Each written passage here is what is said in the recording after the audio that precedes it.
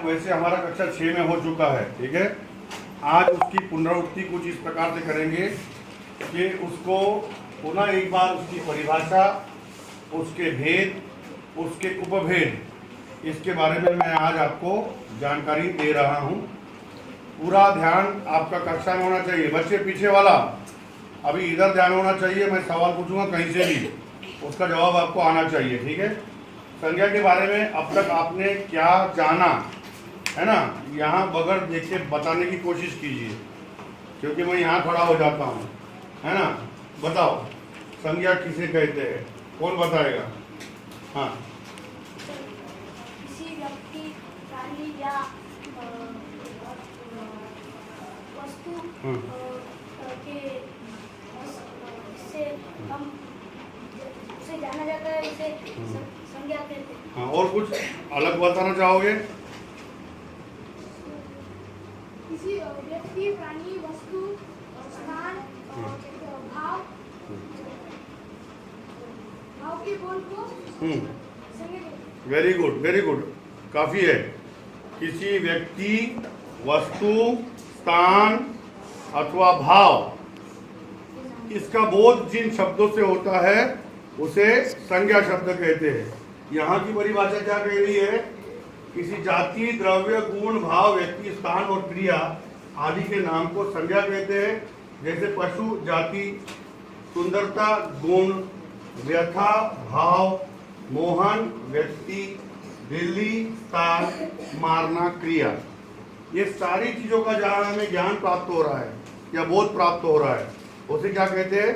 संज्ञा। अगर सरल भाषा में हम देखें तो जो बालक ने बताया है कि किसी व्यक्ति, वस्तु, स्थान अथवा भाव का बोध कराने वाले शब्द जो होते हैं वो संज्ञा कहते हैं, ठीक है। और संज्ञा किसी वाक्य में एक ही बार प्रयुक्त होती है।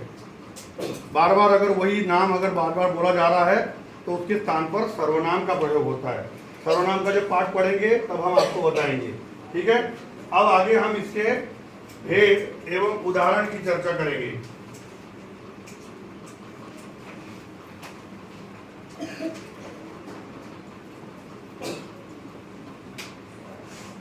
ये देखिए यहाँ पर फिर से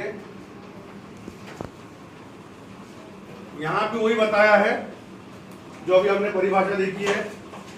ये संज्ञा 5 प्रकार से होती है।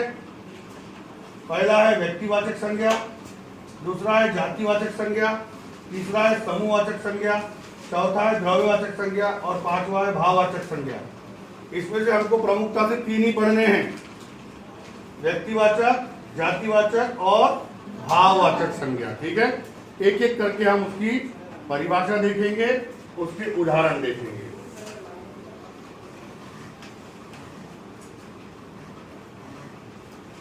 तो सर्वप्रथम आता है भाववाचक संज्ञा। भाववाचक संज्ञा जो हमारे भाव से रिलेटेड है, हमारे भावों से संबंधित है, ठीक है।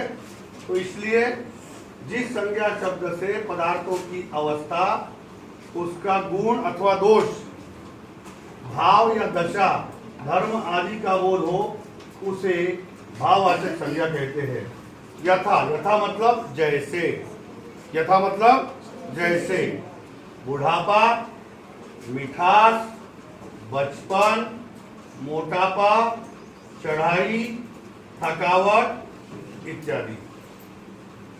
इसके और उपभेद दिए हैं। फिर आता है समूहवाचक संज्ञा। हम इसको केवल देख लेंगे, हमको पढ़ना प्रमुखता से 3 है, मैंने पहले बताया: व्यक्तिवाचक, जातिवाचक और भाववाचक। वैसे होती है 5 प्रकार की। 5 प्रकार हमने आपको बताया है। समूहवाचक भी है, द्रव्यवाचक भी है, जातिवाचक है, व्यक्तिवाचक है, भाववाचक है। लेकिन हमको ये 3 पढ़ने हैं। समूहवाचक में संज्ञा में क्या कहते हैं? जब किसी संज्ञा शब्द से व्यक्ति या वस्तु के समूह का बोध हो, a group of people, a group of kettles, है ना, अ ग्रुप ऑफ थिंग्स, है ना, चाहे बहुत सारी वस्तुएं हो, चाहे बहुत सारे लोग हो, चाहे बहुत सारे पशु हो, एक समूह का बोध करा रहे हैं तो वहां कौन सी संज्ञा होगी? समूहवाचक संज्ञा। जब किसी शब्द से व्यक्ति, वस्तु या वस्तु के समूह का बोध होता है तब उसे समूहवाचक संज्ञा कहते हैं। यथा मतलब जैसे परिवार, परिवार में कई सारे सदस्य होते हैं। कक्षा में बालक भी होते हैं, बालिकाएं भी होती है। सेना में बहुत सारे सोल्जर्स होते हैं, एक ऑफिसर होता है, रैंक होल्डर। फिर भीड़, जब कोई नेता भाषण देता है तो भाषण के समय बहुत सारे लोगों का वहाँ पर जमघट होता है, ठीक है। उसका ने पुलिस की एक टुकड़ी होती है, टीम होती है। Is it clear? तो यहाँ पर हमें समूह का मतलब ग्रुप का बोध हो रहा है। नंबर 3 पे आता है द्रव्यवाचक संज्ञा। जब किसी संज्ञा शब्द से किसी द्रव्य का बोध हो तो उसे द्रव्यवाचक संज्ञा कहते हैं। जैसे पानी, लोहा, तेल, घी, दाल इत्यादि। इससे क्या रहा हमको? उसके द्रव्य कौन सा है, वो धातु है या द्रव्य है, इसका पता चल रहा है हमको। तो ये हो गया द्रव्यवाचक संज्ञा। अब जातिवाचक संज्ञा, अगला वाला टॉपिक। जातिवाचक संज्ञा में साफ साफ बताया है, जिस शब्द से किसी प्राणी या वस्तु की समस्त जाति का बोध होता हो उन शब्दों को जातिवाचक संज्ञा कहते हैं। यथा घोड़ा,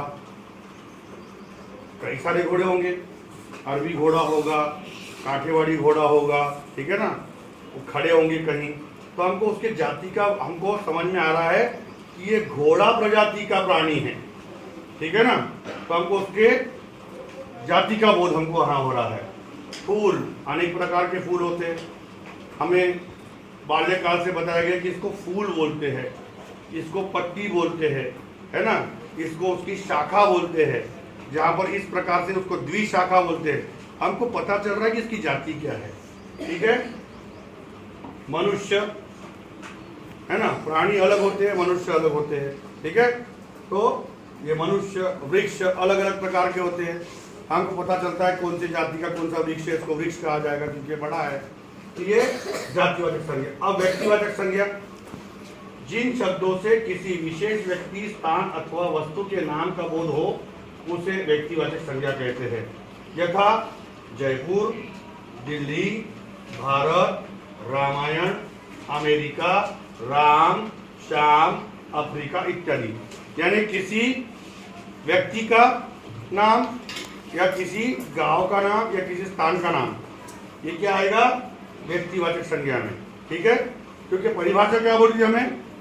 किसी व्यक्ति, वस्तु, स्थान अथवा भाव का बोध कराने वाले। यह हम क्या देख रहे हैं? उसके भेद देख रहे हैं। तो इस भेद में व्यक्तिवाचक संज्ञा में स्थान भी आ रहा है। भाववाचक संज्ञा में केवल भाव का बोध हो रहा था, मोटापा, हंसाई, रुलाई, है ना। अब ये भाववाचक संज्ञा पुनः एक बार हम देख लेते हैं, क्योंकि इसका दोनों का आपस में रिलेशन भी है। जिस संज्ञा शब्द से किसी गुण, दोष, भाव अथवा दशा का बोध होता है उसे भाववाचक संज्ञा कहते हैं। जैसे बचपन, जवानी, भला, महता, सुंदरता, मृदुता, सत्य और कोमलता। कोमल होने का बोध हो रहा है, बूढ़े व्यक्ति का बोध हो रहा है, जवान व्यक्ति का बोध हो रहा है, बचपन का बोध हो रहा है। तो क्या हो रहा है? हमको इससे एक भाव पता चल रहा है, दुख का भाव, सुख का भाव, ये भी इसमें आएगा, ठीक है ना। करुणा का भाव, दया का भाव, ये भी इसमें आएगा, ठीक है। तो अभी आपको आज के इस टॉपिक में हमने बताया संज्ञा, उसकी परिभाषा, ठीक है, उसके उदाहरण समझ में आया। संज्ञा के एक एक भेद की परिभाषा, उसके उदाहरण समझ में आया। नहीं समझ में आया तो अभी बताइए, उसको रिपीट किया जा सकता है ना। जब आप इसको लिखोगे तब पूरा समझ में आ जाएगा, क्योंकि एक बार में कोई भी व्याकरण का टॉपिक समझ में नहीं आता। जब आप लिखते जाते हैं, क्योंकि क्या कहा गया है, 1 time writing is equal to 10 time reading. समझ में आया?